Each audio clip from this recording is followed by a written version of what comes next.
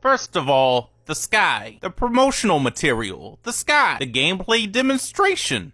The sky. The front of the case. The sky. The back of the case. The sky. Venture to the islands in the sky. It's even there in Spanish to make sure you know. Well, the sky sucks. Other than the Great Sky Island, I had absolutely no fun exploring the sky. It's just the same few small islands over and over again. There's nothing else big. I would say the Sky Islands and Skyward Sword had more personality, and it's not even a quarter of the size. I love having to scroll through a 600 page to attach something to my arrow. That's the most fun in this game. How about instead of having to equip a fire fruit every time I want to shoot a fire arrow, how about being able to craft a stack of them? It doesn't have to be a stack of every single possible combination, just the basics. Like fire, bomb, shock, ice. I like my combat to be fluid. I don't like pausing the game for a millisecond every time I want to shoot a fire arrow. Come on. Come on! The depths. The depths is an example of everything I hate about open world games.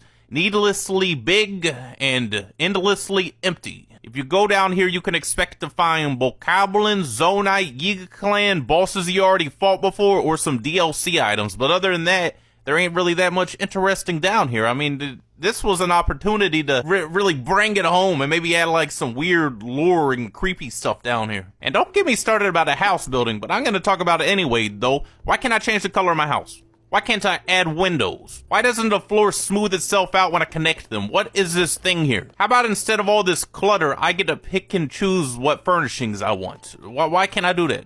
Why can't I? Why is this guy living on my property? Why does he follow me around whenever I'm trying to do construction? Man, get out of here. Why can I only use 15 pieces? I can't build my mansion with 15 pieces. But if you go on over to Terrytown, you'll see their houses are all different colors. They got windows. The floors are smoothed out. The floors are smoothed out. Man, you better run because you got an issue with me. You say I can build my dream home? Is my dream home worse than everyone else's? I hate the champion abilities in this game. These goofy goobers follow you around everywhere you go. You'll be trying to use one, then you accidentally use another because they all get in the way.